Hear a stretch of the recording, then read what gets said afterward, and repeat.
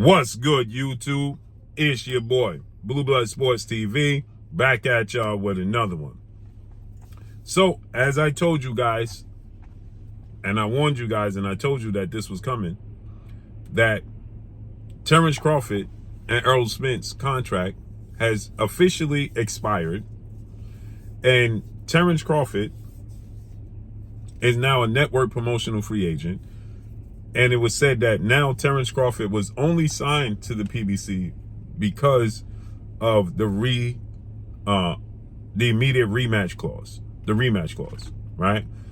He had the rematch clause, the immediate rematch clause, and now the time for that fight has expired. It has now expired for the rematch, and now Terrence Crawford is completely free to go where he so chooses and fight where he so chooses.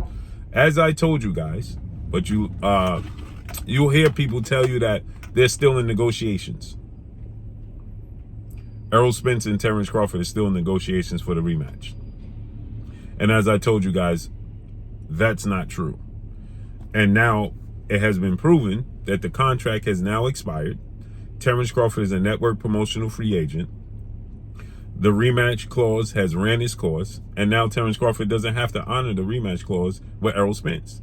Why? Because Showtime, getting out the business of the sport of boxing after 37 years, swept the rug right from underneath the feet of the premier boxing champion, founder and advisor Al Heyman and the PBC, and now it has left them to scramble. They signed a deal with Amazon Prime, to stage a fight. But the problem is that they did that to stage a fight. But the problem is, it said that they weren't given a budget.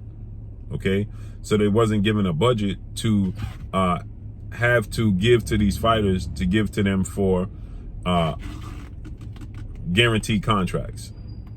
So it's not available, and so because of that, they have to accommodate all the other fighters and fights that they have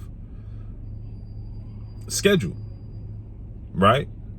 And now they have to trim off the fat. And trimming off the fat means they have to get rid of a possible rematch with Terrence Crawford and Errol Spence. Because now they have to be very, very cautious and monitor where they spend their money. If Amazon has not given them a budget, Amazon did not give them a budget. Now they have to be cautious where they put their money. And is it worth putting the money into a fight for Terrence Crawford and Errol Spence rematch after you saw the way the first fight played out, and it only reportedly did 650,000 pay-per-views to 700,000 pay-per-view buys? So if it only did 650 to 700,000 pay-per-view buys, and Terrence Crawford absolutely dominated the fight against Errol Spence, do they want to invest money into a rematch clause? Right? And the answer is no. They don't have a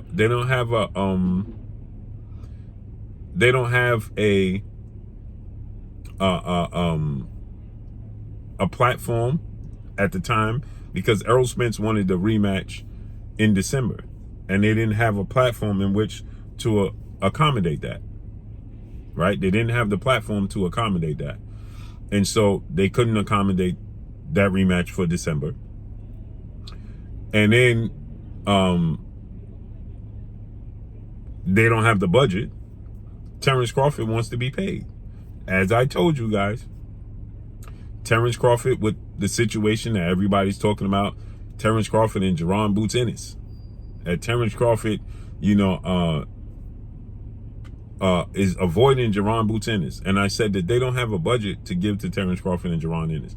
They don't even have the budget to give to Errol Spence and Terrence Crawford for a rematch. And Errol Spence has been loyal to the premier boxing champion, founder and advisor Al Heyman, which Al Heyman in return is going to be loyal to Errol Spence before he's loyal to Jaron Boots Ennis. Jaron Boots Ennis is not signed to the PBC.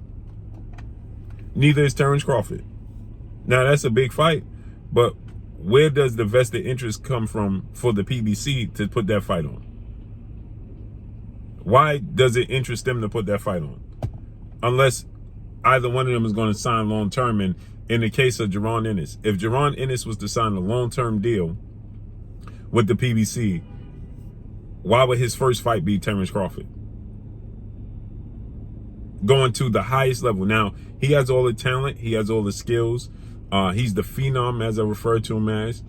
I believe that he has all the talent in the world. And I do believe that he can, compete against Terrence Crawford. He could compete against Errol Spence and the best of the best. 1000%. I believe that wholeheartedly. Right? But the point of the matter is, the facts remains is, he has not proven he can do that. He has not proven yet that he can do that. And so they want to run the risk. Let's say they sign him to a 3-fight deal. They want to put him in a position where his first fight is against Terrence Crawford.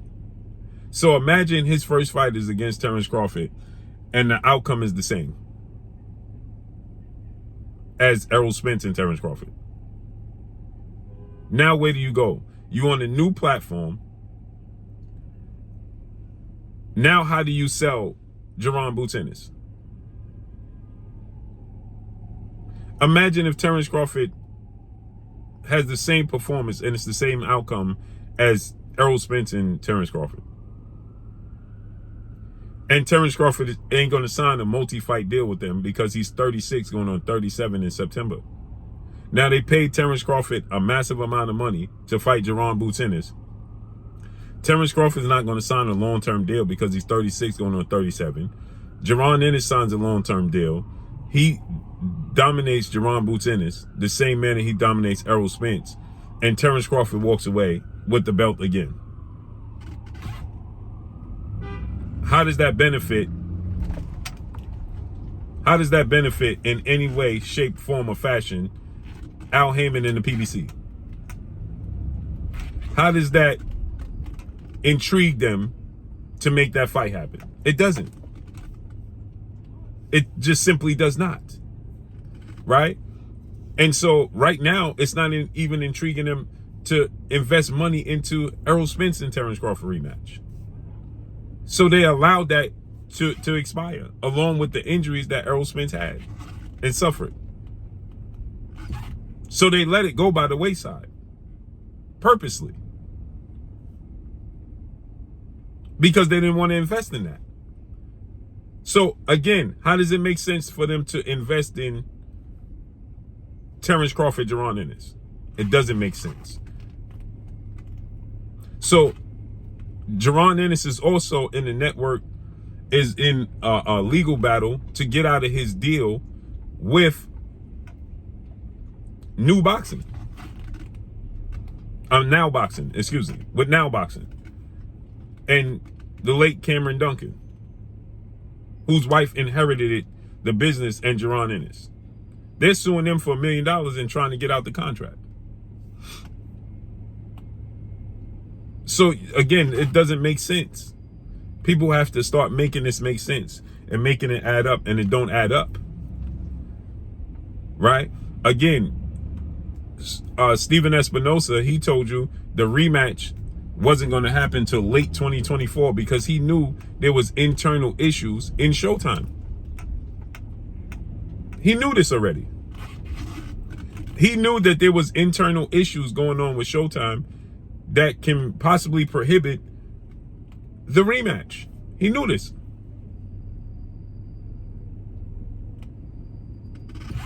He knew this already.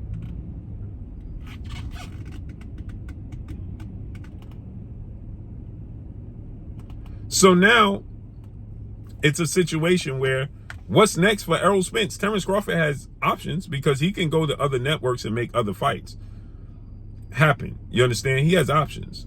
What's the options for Errol Spence, though?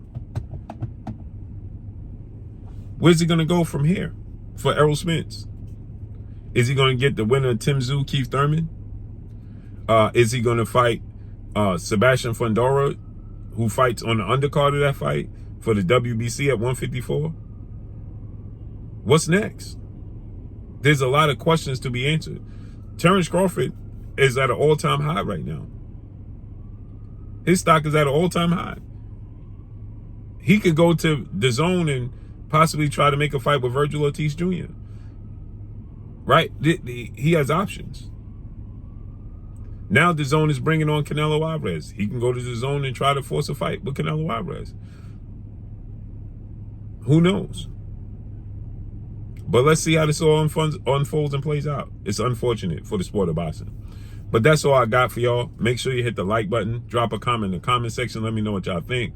Y'all already know what it is. It's your boy Blue, Blue Blood Sports TV. Hate, like, comment, and subscribe. You haven't subscribed, hit the subscribe button, hit the like button, hit the bell icon, and get all the new notifications. Follow me on Instagram at Blue Blood Sports TV, all one word. That's all I got for y'all. I'm gone. Peace.